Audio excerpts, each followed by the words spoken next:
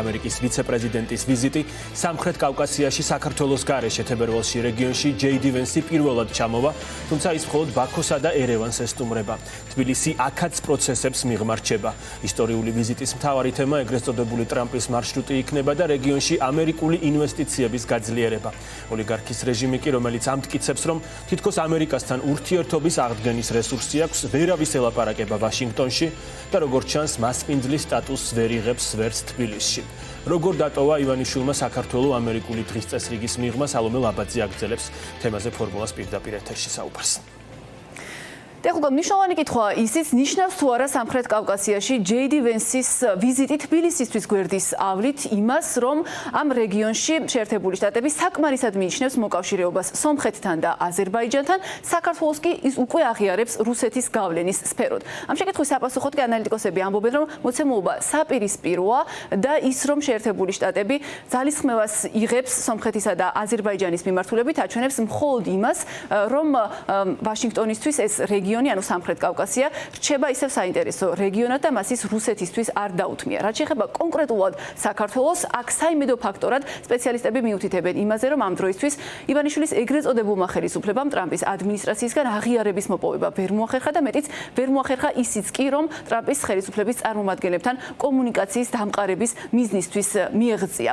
ამიტომ ანალიტიკოსები ამბობენ, რომ ის რომ საქართველოს შეერთებულმა შტატებმა აღიარა რუსეთის გავლენის სფეროდ, ეს არ არის შემდგარი მოცემულობა, თუმცა მათივე ვარაუდით შესაძლოა, რომ საფრთხე სწორედ ასეთი იყოს იმ შემთხვევაში, თუ ივანიშვილი შეინარჩუნებს საქართველოში ძალაუფლებას, ასეთ შემთხვევაში განსაკუთრებულ გამოწვევად იქცევა ისიც, რომ ახლა სწორედ ამერიკის ძალისხმევით სომხეთი და აზერბაიჯანი მუშაობენ იმისთვის, რომ ერთმანეთთან პირდაპირი სატრანსპორტო კავშირი დაამყარონ, რადგან ეს სპეციალისტების შეფასებით დაარტყამ საქართველოს მთავარ გეოპოლიტიკურ ფუნქციას და შესაძლოა, რომ ამან მნიშვნელობა დაუკარგოს იმ მონაკვეთს, შუა დერეფნის იმ მონაკვეთს, რომელიც სწორედ ჩვენი ქვეყნის ტერიტორიაზე გადის.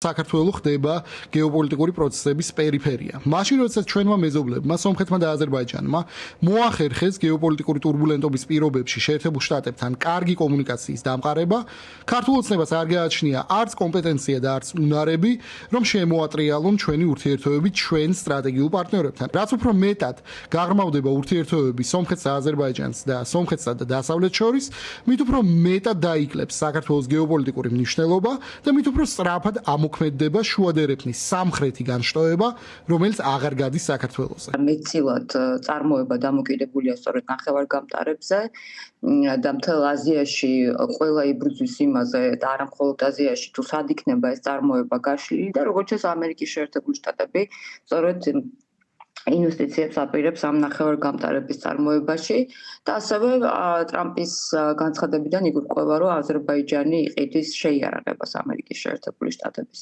აი ამ პირობებში, როდესაც სომხეთსა და აზერბაიჯანში ნამდვილი მშვიდობა დამყარდა, ამერიკული ინტერესები შევიდა, საქართველოს აქებს სახაროვა იმისთვის, რომ რუსეთია დამოკიდებული ეკონომიკურად თავიდან ბოლომდე. ჩვენ გქონდა განცდა თითქოს ამერიკის შეერთებული შტატები და სხვა სახელმწიფოები რაღაცნაირად გავლენის სფეროებს ინაწილებენ მსოფლიოში ახალი გადანაწილება და ამაზე ქართული ოცნებაც ხშირად ლაპარაკობდა ხოლმე, რომ აი ახალი გადანაწილება მოხდება და ჩვენ უნდა ვიყოთ ფრთხილად და ამ სიფრთხილეში ისე აღმოჩნდა, რომ თუნდაც იმ ახალ გადანაწილებაში სომხეთი და აზერბაიჯანი ჩვენი მეზობლები აღმოჩნდნენ ამერიკის მოკავშირეები, მაშინ როდესაც ჩვენ აღარ ვართ ამერიკის მოკავშირეები, ხო? შესაბამისად ეს საიმედო ამბავი არის, რომ ჩვენ რეგიონზე ხელი არავის არ ჩაუქნევია, კიდევ არის შანსი, რომ ჩვენთვის დემოკრატიული წინსვლა იქნება ეს თუ რა, ევროკავშირში გაწევრიანება, ვინმესთვის პრიორიტეტული იყოს საგარეო თვალსაზრისით. და ჩვენ შეგნით გვაძლევს იმედს, რომ ჩვენ გვყავს პარტნიორები, ან გვეყოლება პარტნიორები, როგორც კი რეჟიმს შევცვლით. ზუსტი თარიღი ცნობილი არ არის, თუმცა პოსტში, რომელიც ამერიკის ვიცე-პრეზიდენტის სამხრეთ კავკასიაში ვიზიტის შესახებ დონალდ ტრამპმა გაავრცელა, ვკითხულობთ, რომ ჯეიდი ვენსი სომხეთსა და აზერბაიჯანს თებერვალში ეწვევა. საქმე ისიცაა, რომ ეს გასათვალისწინებელია ისიც, რომ საქმე არ უკავშირდება მხოლოდ ერთ ვიზიტს, არამედ ამ პოსტში დონალდ ტრამპი იმასაც აღნიშნავს, რომ ორივე ქვეყანაში, ანუ სომხეთშიც და აზერბაიჯანშიც დაგეგმილია მნიშვნელოვანი ამერიკული ინვესტიციების განხორციელება, მათ შორის ნახევარგამტარების წარმოების მიმართულებით და ასევე კონკრეტულად აზერბაიჯანში, როგორც დონალდ ტრამპის პოსტით ვიგებთ, დაგეგმილია ამერიკული წარმოების სამხედრო აღჭურვილობის გაყიდვაც.